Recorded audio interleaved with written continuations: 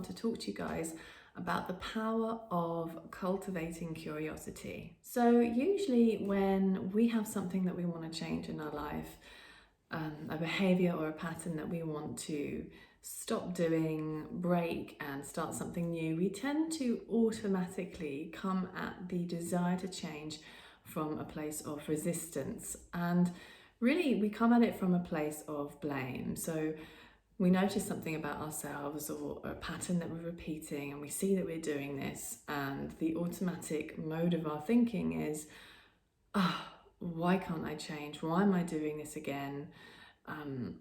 This is crazy. I'm crazy. I'm out of control. We say a lot of things to ourselves that are really coming from a place of the resistance to the behavior and from a place of blaming ourselves and being very critical of ourselves. That is a really natural tendency, right? So almost every person I speak to naturally comes at the desire to change and the behaviors and the things they want to change about themselves from that place.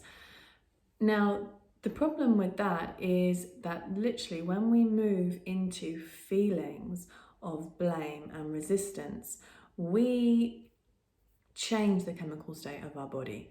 So we basically become sort of bathed in the hormones of stress. We activate the primitive hind part of our brain and we go into a mode of self-protection, not being able to trust, resistance, skepticism, criticism, and we literally lower our vibrational frequency. So I'm going to be talking a lot more about energy soon, but we know from research, scientific research, that we can measure the energetic frequency that comes from the heart, the energetic frequency that comes from the brain when we are in the grip of negative emotions. And literally when we feel those negative emotions, we lower the frequency of the body, we go into very incoherent rhythms in the heart and the brain, and this has a huge effect on the body. And on the types of thoughts that we have. It affects the immune system. It affects really every single cell in the body because we are vibrational by nature. We're not matter. We experience ourselves as matter, but the truth is that we are more energy than we are matter.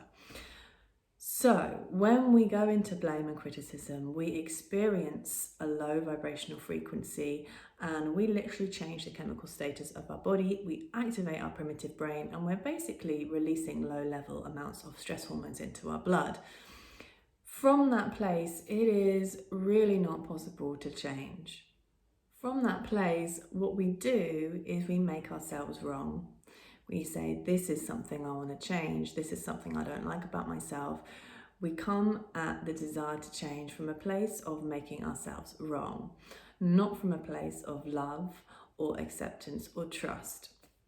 So if instead we can develop the ability to get curious, then we completely change the chemical status of the body. We change the frequency, the energetic frequency of the heart, the brain, the body, and we literally move into our forebrain, so that part of our brain that can think, that can empathize, that has intuition, that has wisdom, that can be flexible, that can choose responses, the part of our brain that can have impulse control, which is the ability to stop an impulsive behavior and choose something different instead. So let's say that every time you are feeling a certain way, you go to the fridge, you get the ice cream out and you just start overeating, eating your emotions.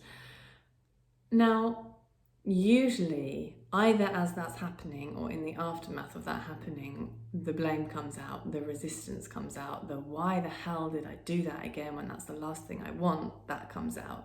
The oh my goodness, I'm out of control. Often we'll have that thought when we're right in the midst of doing the thing, like I am out of control, I can't cope, I can't get any regulation going around this. So if we imagine that in that example, instead of moving into that place of blame, changing our vibrational frequency, lowering it, going into our primitive brain, going into stress, and from that place, by the way, only stressful thoughts can come. your thoughts have to follow your body. So you move into that space and you're going to click on all those associated parts of your brain and those memories that again are going to tell you, yeah, I'm out of control, and yeah, I've got problems, and yeah, I need to change, and I'm not good enough. So what curiosity looks like instead is just making that space to expand into the question, I wonder why I do this. Wow. Here I go again, eating this whole tub of ice cream. I wonder where this is coming from. I wonder why this pattern keeps showing up in my life. So listen, it's not about finding the answer. It's about moving into the energy, into the space that curiosity enables us. So when you move into the space of curiosity as the feeling of curiosity is this, it's expansion, right? It's my brain is just like on, it's more coherent, I'm connecting things, I'm wondering, I'm pondering. The energy of curiosity, if I was to say it in one word, it's expansion, it is expansive. The energy of blame and resistance is this, it's contracting, it's resisting.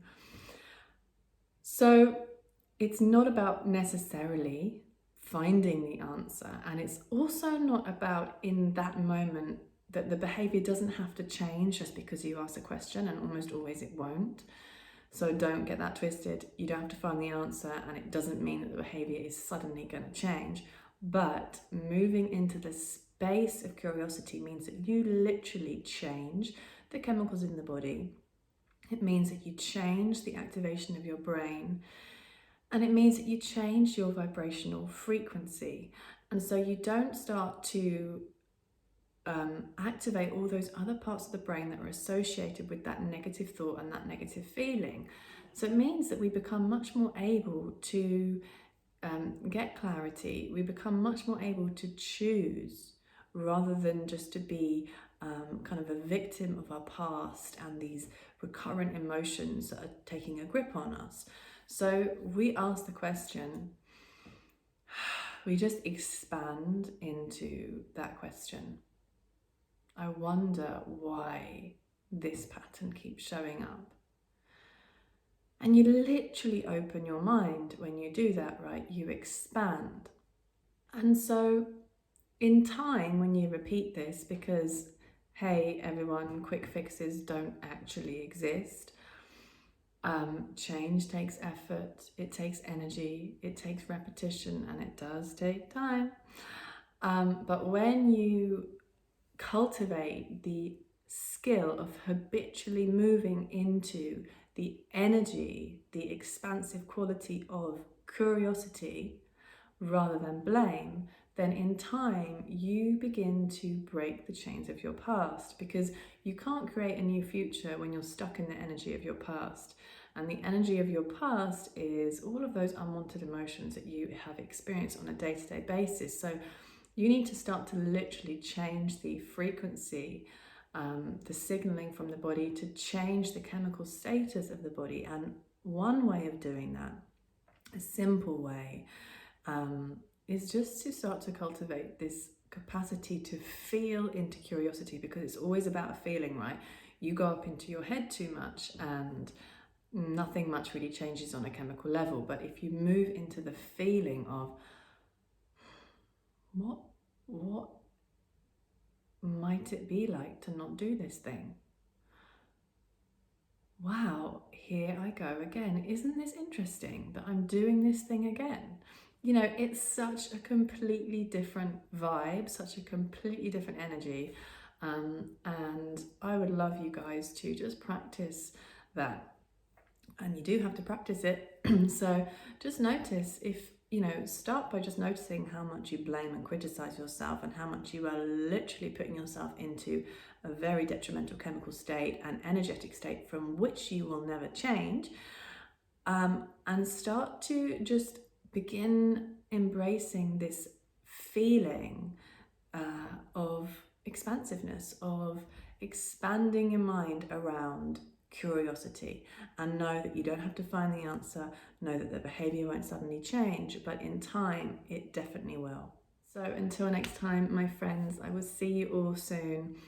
As ever, I really love hearing your feedback, your comments. I want to have conversations, not just monologues. So if this has resonated with you, if you've got a story around this or a question, then go ahead, send me a comment below, or you can even send me a DM or an email, and I will see all you lovely lots soon.